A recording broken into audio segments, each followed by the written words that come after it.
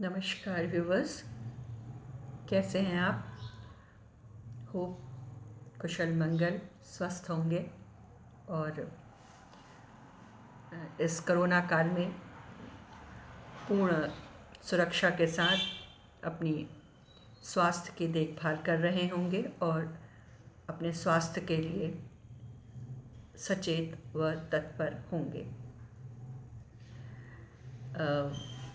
एक बार फिर से मैं आपके समक्ष आज पुनः उपस्थित हुई हूँ और इस बार मैं शायरी नहीं, कुछ इस समय के जो समसामयिक घटनाएं जो घट रही हैं और जो समाचार हैं और राजनीतिक और अन्य, उन पे थोड़ा अपनी तरफ से कुछ व्यक्त करने की कोशिश करूँगी।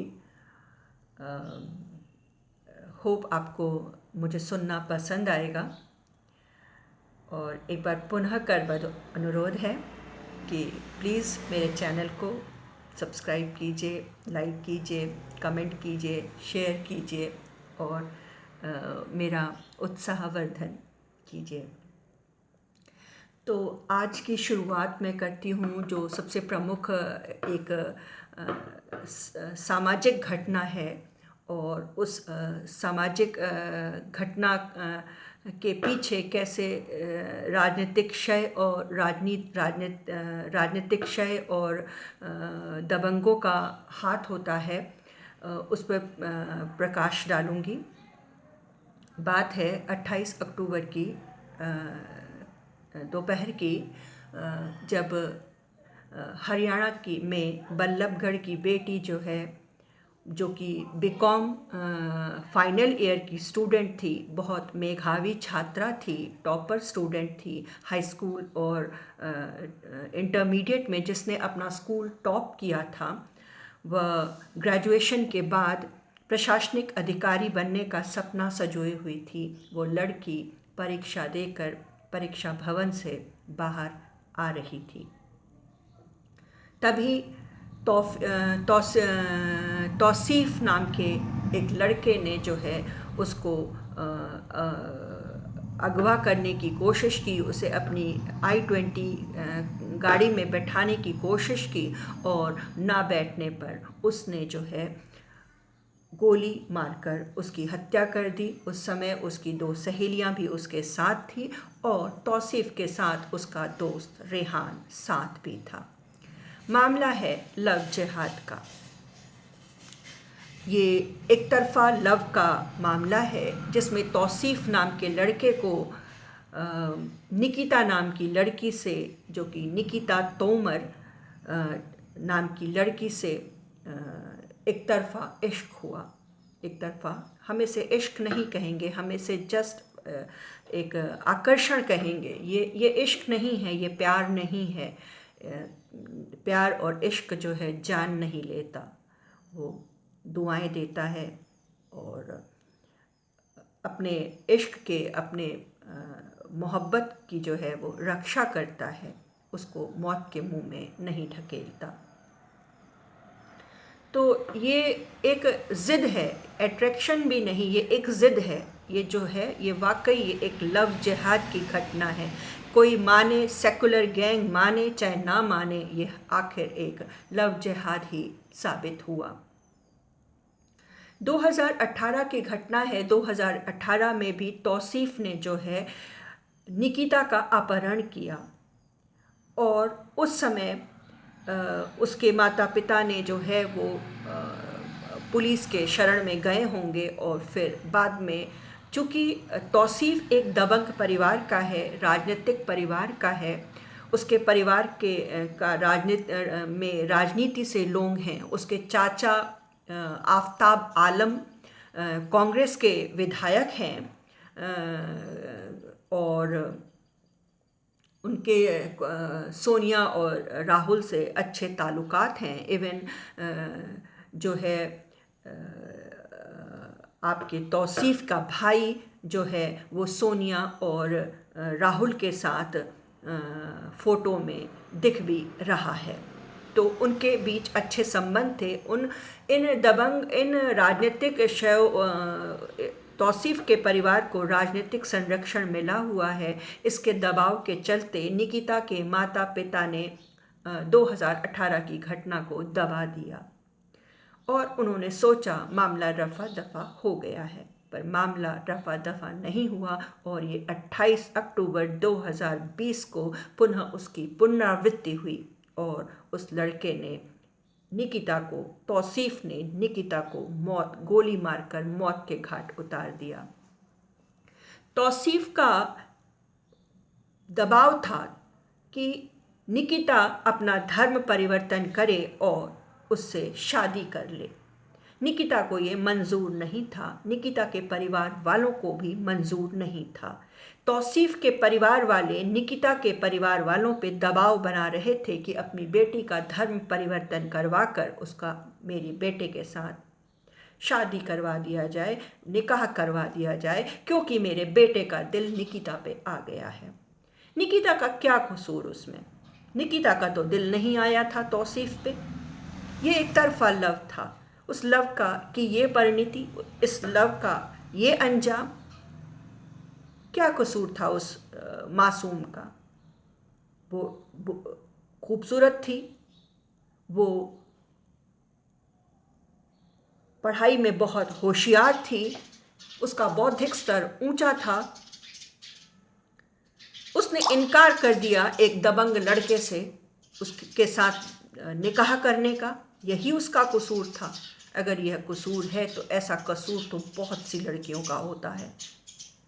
सोचने वाला विषय है, विचार करने वाला विषय है। ये एक तरफा लव और ख़ासकर ये जो मुस्लिम लड़के का हिंदू लड़की के प्रति लव जिहाद है, ये वाकई आज की डेट में विचारणीय हो जाता है। इस प्रकार के कट्टरपंथी लोग हिंदू लड़कियों पर क्यों अपनी गंदी निगाहें डालते हैं? जहाँ दो तरफा होता है, जहाँ लड़की भी लड़के के साथ इन्वॉल्व होती है, यानी कि जिसे हम कहें कि लड़का और लड़की दोनों में एक प्रेम संबंध पनपा, तो वहाँ पर उतना विचारणीय नहीं होता। लेकिन जब एक तरफा होता है और इस प्रकार का उसका अंजाम होता है, चाहे वो एसिड अटैक के रूप में हो, चाहे लव जिहाद के रूप में हो, तो बहुत ही सोचनीय, गंभीर और विचारणीय विषय हो जाता है।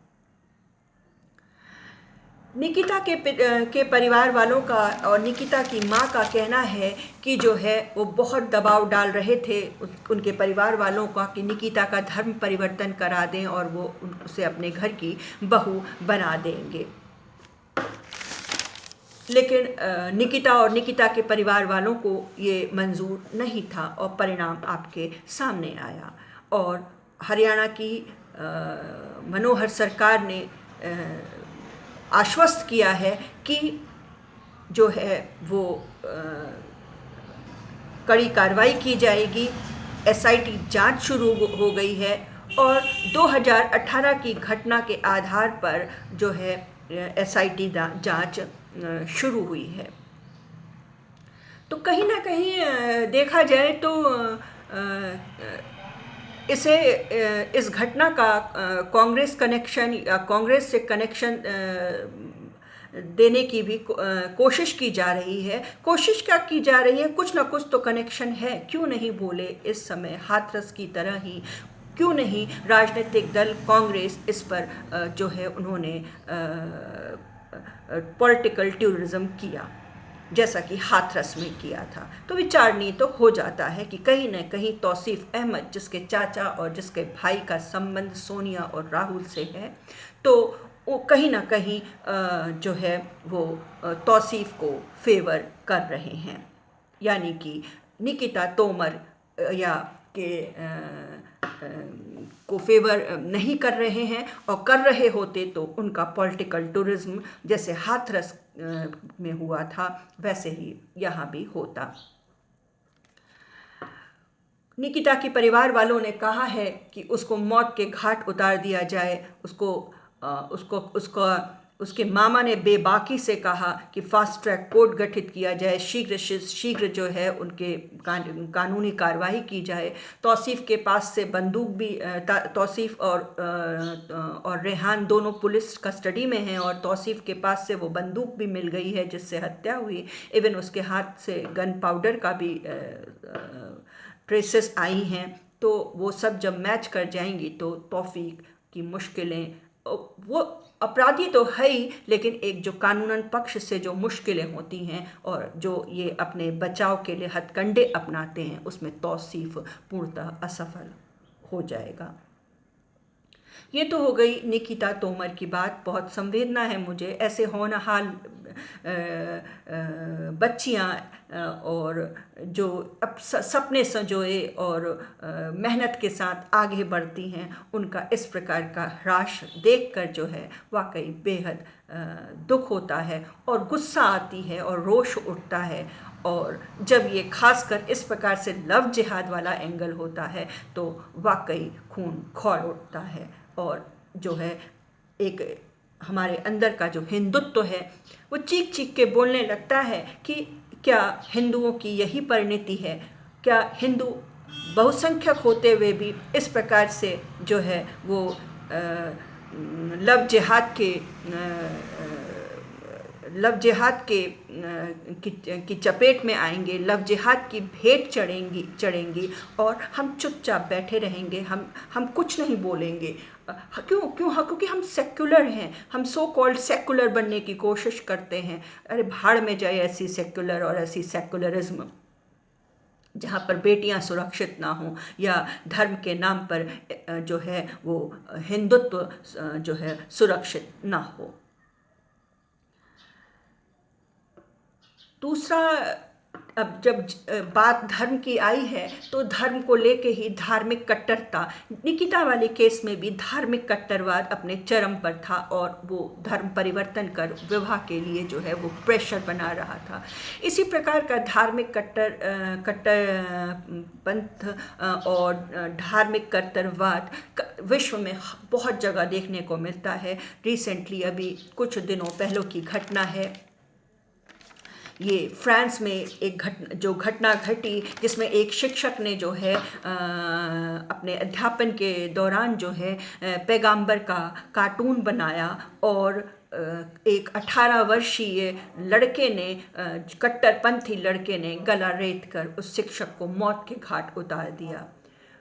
इस घटना के साथ ही जो है पूरा विश्व जो है वो दो भागों में बट गया। एक को ये सोच कि उसने उस लड़के ने जो है शिक्षक को मौत के घाट उतारा वो सही है, और दूसरा जो कहता है कि ये बहुत गलत है और ये जो है ये एक धार्मिक कट्टरता है, ये आतंकवाद का ही दूसरा रूप है।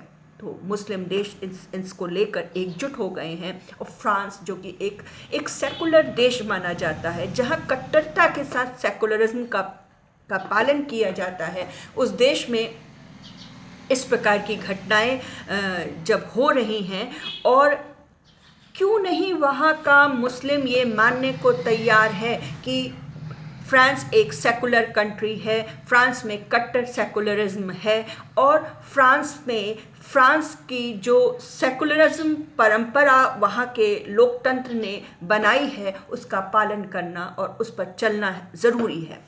फ्रांस में जो है वो धार्मिक कट्टरता को कोई स्थान ही नहीं है। सार्वजनिक स्थान पे आप धार्मिक हो ही नहीं सकते। फ्रांस एक ऐसा देश है जहां अगर आपने अपना धार्मिक मान्यताओं को मानना है, उनका पालन करना है, उनको फॉलो करना है, तो वो अपने घर में करें, अपने घर तक सीमित रहें। सार्वजनिक स्थानों में आप अपनी धार्मिकता का प्रदर्शन ना करें।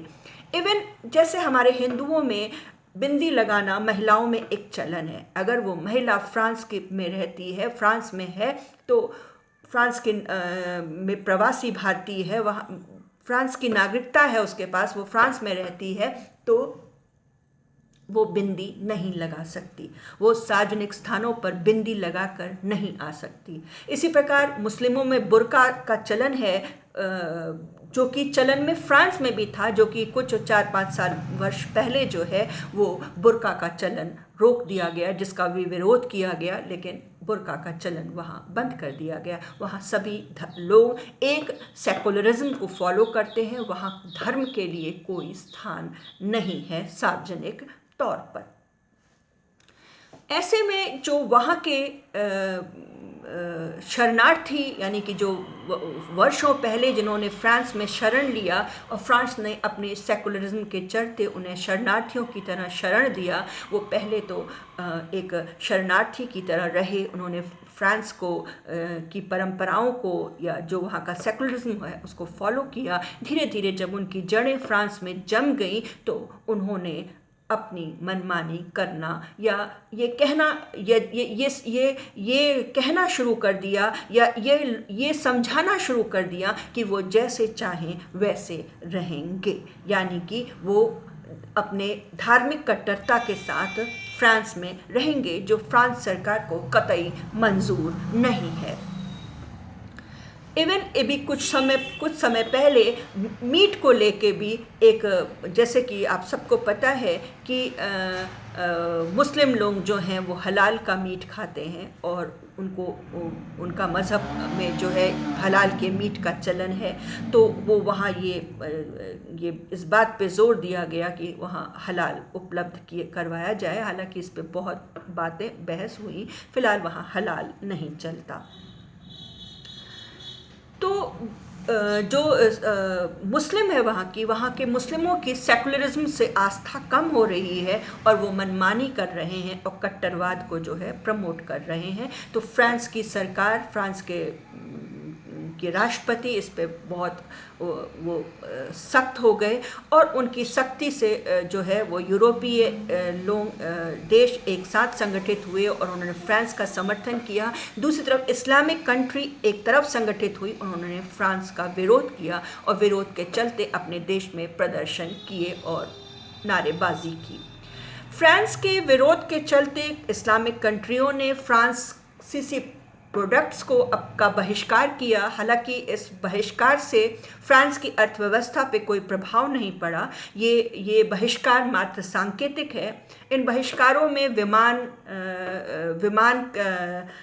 फ्रांस विमान का निर्यातक है, ऑटोमोबाइल सेक्टर के ऑटो से रिलेटेड चीज़ों का निर्यात करता है, फैशन इंडस्ट्री से रिलेटेड उसके निर्यात हैं, कॉस्मेटिक्स से रिलेटेड हैं, एग्रीकल्चर से हैं, ब्यूटी प्रोडक्ट से लेके हैं। जैसे फ्रांस से हमने तक रफाल विमान फ्रांस से डील करके जो है अभी ख़रीदा हमने, हमारे देश में रफाल आए हमारे देश में। तो फ्रांस का कहना है कि उसकी अर्थव्यवस्था पर इन विरोधों के चलते कोई फ़र्क नहीं पड़ा और ना ही पड़ने वाला है। और साथ में उन्होंने फ्रांस का कहना है कि मध्य पूर्व के देश जो है आपस में ही लड़ रहे हैं ये, और ऐसे में उन्हें सैन्य साजो सामान की ज़रूरत होती रहेगी और वो जब होगी तो वो फ्रांस से उसे खरीदेंगे और फ्रांस उन्हें उनकी सप्लाई करेगा। तो फ्रांस में 16 अक्टूबर की घटना के बाद से जो है बहुत फ्रांस में क्या इस्लामिक कंट्री, यूरोपीय कंट्री में बहुत ज़्यादा ये कट्टरवाद को लेकर जो है बयानबाजी और कट्टरवाद को लेकर जो है शोर शराबा, कट्टरवाद को लेकर प्रदर्शन चालू हो गए हैं। लेसाइट लसीते जो कि फ्रांसीसी वर्ड है जिसका अर्थ होता है आम आदमी। तो फ्रांस में इस समय लसीते ने जोर पकड़ रखा है, जहाँ देखो वहाँ लसीते की चर्चा हो रही है और कहा जा रहा है कि लसीते का पालन किया जाए। लसीते एक तरह से आम जनता के लिए एक सेकुलरिज्म का कॉन्सेप्ट है, तो उस लसीते पे ही जोर दिया जा रहा है। तीसरा जो इस समय प्रमुखता से आपके जो जो खबर उभर के आ रही है, खबर है, वो है बिहार का इलेक्शन। और बिहार में पहले चरण का इलेक्शन हो चुका है। पहले चरण के 71 सीटों पे, 71 सीटों पे मतदान हुआ और 1 करोड़ लोगों ने मतदान किया। और इनमें जो है कुल मिलाकर 1 करोड़ 91 लाख 1 करोड़ 91 लाख जो है वोटर थे, जिनमें से 1 करोड़ ने मतदान किया और पहले चरण का मतदान हुआ। पहले चरण के मतदान से जो बातें उभर कर आई हैं, तो वो कहा जा रहा है कि जैसे कि आरजेडी को 27 सीटें मिलेंगी, जनता दल यूनाइटेड को 18 सीटें मिलेंगी, कांग्रेस 2015 में जो चुनाव हुए थे उसमें जो है आरजेडी को जो है 27 सीटें मिली थी, जनता दल को 18 मिली थी, कांग्रेस को 9, बीजेपी को 13, एलजेपी को 0 इन 71 सीटों पर 2015 में। तो इस हिसाब से देखा जाए तो कहा जा रहा है कि इस समय एनडीए का परफॉर्मेंस इन 71 सीटों पे कोई ख़ास नहीं रही है, वो तो वक्त बताएगा। और जैसा कि हम सभी जानते हैं कि बिहार में इलेक्शन कैंपेन जोरों पे था और जो है प्रधानमंत्री मोदी ने कहा कि जंगल राज की वापसी हो रही है। एक्चुअली बिहार इलेक्शन के कैंपेन में तेजस्वी यादव का कुछ जोर दिखा। तेजस्वी यादव की रैलियों में बहुत जिसे कहते हैं रैलियों का जलवा देखने लायक था। रैलियों में जन सैलाब और भीड़ उमड़ी। वजह क्या है? क्या ये एंटी इनकम्बेंसी है कि अब परिवर्तन चाहिए? 15 साल बहुत दे दिए नीतीश को और नीतीश ने सिवाय सुशासन के अलावा नीतीश शासन में कुछ नहीं दिखा। नीतीश शासन ने सुशासन दिया क्योंकि पहले लालू का राज जंगल राज था। इसी को लेकर मोदी ने कहा कि तेजस्वी को जंगल राज का युवराज कहा शायद। और वो ये आगाह करना चाह रहे थे बिहार की जनता को कि तेजस्वी आएगा तो लालू का जंगल राज फिर से वापस आएगा और नीतीश का सुशासन चला जाएगा।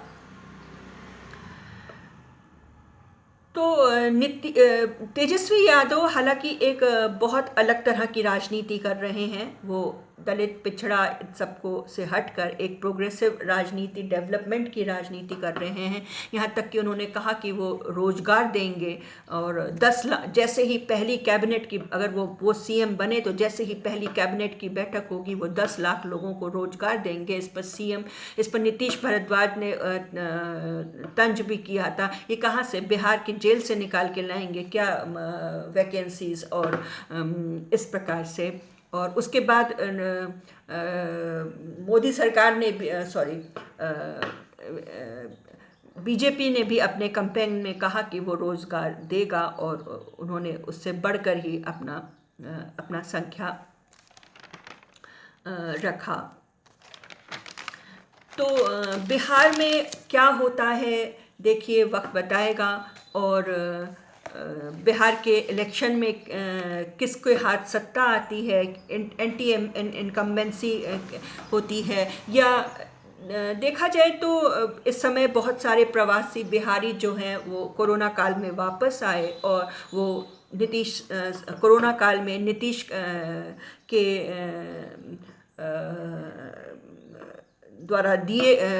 नीतीश द्वारा प्रदत्त उनको जो सेवाएं हैं उससे नाखुश और असंतुष्ट हैं। तो कहीं ना कहीं ये देखने में मिल रहा है कि बिहार के लोग नीतीश को अस्वीकार कर रहे हैं और तेजस्वी उभर कर आ रहे हैं। देखते हैं वो कितना उभरते हैं, गठबंधन आती है या नहीं आती है, ये तो वक्त बताएगा। और जो है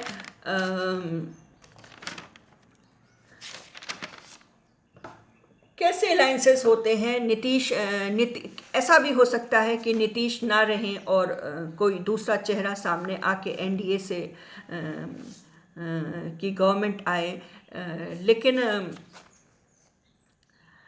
देखिए क्या होता है, किस तरीके से जोड़ तोड़ होती है।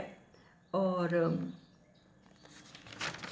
तो ये तो हो गया बिहार। हालांकि जो बिहार का पहले ओपिनियन पोल आया था उसमें एनडीए को 31% मिल रहे थे और गठबंधन को 27% मिल रहे थे। तो क्या कहते हैं, लेकिन बाद में इलेक्शन कैंपेन के बाद जिस प्रकार से तेजस्वी यादव का को देखने, उनको सुनने और उनकी रैलियों में भीड़ उमड़ी, तो उसको देखकर कुछ स्थिति लग रही है कि कहीं पड़ला तेजस्वी यादव की तरफ ना झुक जाए, क्योंकि एंटी इनकम्बेंसी भी है, कोरोना काल से जनता ग्रसित भी है, बेरोजगार नहीं, रोजगार बिहार में बहुत कम हो गया है, बिहार के लोग रोजगार चाहते हैं। और बिहार के लोगों को, एक बहुत बड़े वर्ग को जो है तेजस्वी में जो है अपना युवा नेता दिख रहा है। अब देखिए वो कितना जनता उनको स्वीकार करती है और किसकी सरकार बिहार में बनती है। तो ये तो मोटा मोटी कुछ खबरें हो गई, कुछ आजकल और कुछ दिनों के दरमियान की। और पुनः आपसे करबद्ध अनुरोध है कि प्लीज़ मेरे चैनल को लाइक कीजिए, सब्सक्राइब कीजिए, लाइक कीजिए, कमेंट कीजिए, शेयर कीजिए और यूँ ही मुझे सुनते रहिए और मेरा उत्साहवर्धन करते रहिए।